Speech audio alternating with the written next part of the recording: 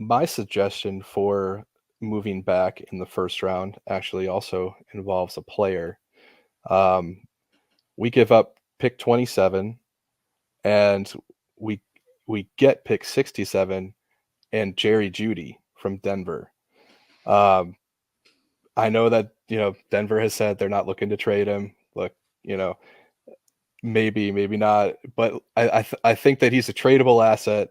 He's at a position that the Bills are clearly interested in, and this is a value that I really like because I mean, the rumblings are that Denver wants a first round pick for Judy, which is tough. Like I don't think they're going to get that. They used a first round pick on him. Um, so I understand, wanting to get that back. But if you look at this scenario where the Bills give up 680 in draft capital to get 255 back, you're valuing Jerry Jeudy at roughly like a mid second round pick. Okay. Denver still gets into the first round, which I'll pull up their picks for this year because it's pretty bleak. Um, and the Bills get, a third round pick back, which helps to soften that blow in terms of the value. So they're paying a second round value, but Denver gets their first round pick, and you can see from Denver's draft that they don't pick currently before the third. So they would be giving up, one of these two picks and Jerry Jeudy to move up here to 27. The Bills, rather than pick Jordan Addison or trade up, right, for Jordan Addison and use assets, rather than pick Zay Flowers at 27, they get Jerry Jeudy and they get a third round pick. So I love this move. I think it would be really, really, exciting if they did this. I mean, I think Jerry Judy's a great player.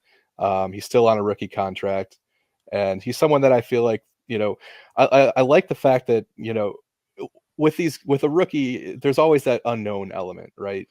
Yeah. You can project what they're going to do in the pros, but you don't know for sure. The young player like Judy, who's been in the pros, I know he's had some injuries that have maybe kind of dampened the output that he could have had so far, but he's demonstrated that he can play, and so you're kind of eliminating that unknown. Not to mention, the Bills did something like this once before when they traded with Minnesota to get Stephon Diggs. They gave up Mhm. their first round pick. They brought in a guy who was proven to be, a pro level wide receiver, successful in the pros. So I don't know. What do you guys think about this?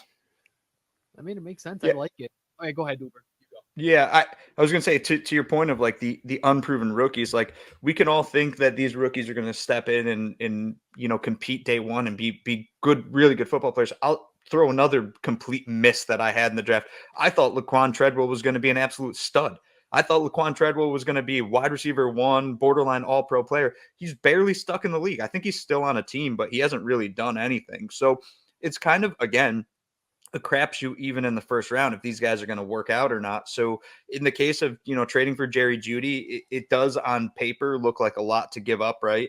Like moving from 27 to 67, but you're going to get a wide receiver that's proven he's able to compete at the NFL level. And again, you're adding this to Gabe Davis and Stephon Diggs. Like I personally think the Bills are already okay. They're good enough at wide receiver. I'd like them to improve, but like then you add Jerry Jeudy to it. Now you have three studs at wide receiver. Add to that Dawson Knox and then James Cook, and this offense can get significantly better if they go get a Jerry Jeudy or go get a DeAndre Hopkins. We know for a fact they'll be better. We don't know for a fact they'll be better if they draft a player. And probably Exactly. and I think it probably benefits Denver to maybe get some fresh players in there, maybe not people who were tainted by the Russell Wilson experience last year, and maybe get some people that, even if it's a new organization and Sean Payton has maybe brought a little bit more professionalism and a little bit more accountability there, probably helps to just have someone, even, everyone has a job, even if, your boss that you don't like leaves, you might still have some bad feelings towards the place. So maybe bringing in, you know, a young player who isn't biased one way or another probably helps them too in the long run. And to Charles' question here, how many years left? There's 1 year left on Jeudy's contract. He's in the same spot as Gabe Davis. So you'd have to, but 1 year of Jerry Jeudy costs like $4.5 million against the cap. You bring in DeAndre Hopkins again, obviously, like you don't know how much of that cap might stay with Arizona. It's a lot of money under contract already for DeAndre Hopkins. That's part of the reason we were talking about before, where it's, it's harder for teams to trade for him. So think about the scenario that you're in if you bring in Jeudy versus Hopkins like a year from now. Like you're deciding, are we extending? Can we extend both Gabe Davis and Jerry Jeudy? Maybe not, but if one of them walks at that point, you can, in all likelihood, get back a third round cop pick potentially. DeAndre Hopkins has 2 years left, and they're already very expensive. So you're paying the money for him as if you were re-signing one of these other guys. And you also have the 5th-year option on Jeudy. I That's believe you could still pick that up. So essentially, the Bills could trade for him and really essentially get 2 years of Jeudy if they pick up that option. Which I presume if you make that trade, you're picking up his option. So then you have a player next year in case Gabe Davis walks. Now all of a sudden you go from Gabe Davis and Stephon Diggs to Stephon Diggs and Jerry Jeudy. I mean, I'm starting to like this Jerry Jeudy trade a little bit more. So. Talking us into it, Chris. You're talking us into it. A couple things to kind of throw out there. So Chris has been showing it all day. It's my website, billsish.com. You can go there. There's a couple other fun things on that site too that you can play around with. And then also next Saturday is day 3 of the draft. I did it last year. I'm going to do it again this year. It's a full of day 3, the entire draft for rounds 4, 5, 6, and 7. I'll be live on Twitter Spaces with a bunch of people. I have some giveaways planned for that. So just hang around. I will be drinking beers. So by the end of that, I'm sure I'll be a freaking mess.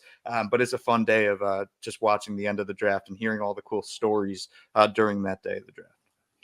And I know you said you don't put out a lot of stuff, Ryan, but this is the spreadsheet we were talking about earlier. That's on my Twitter. I'll retweet it out today.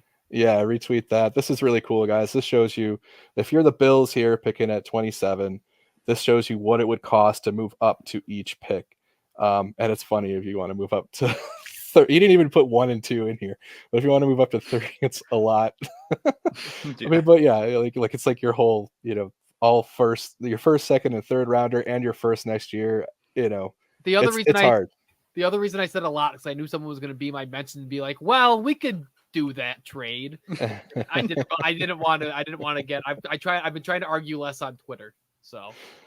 Yeah, I mean, we're live on Cover 1 too for the draft, both nights and during the day on Saturday. So be sure you're checking that out. For all you guys that have been hanging out, we really appreciate it. This was sort of a fun idea. I'm glad we got to do it. Uber and Ryan, I really appreciate you guys putting in the work here to get some scenarios that we feel like are fairly realistic. I mean, honestly, I'm excited to see what the Bills do. We know they average 2 of these swaps a year, so we might. Hey, if one of these happens to be what the Bills do, I'll get pretty excited about that. Yeah, for sure.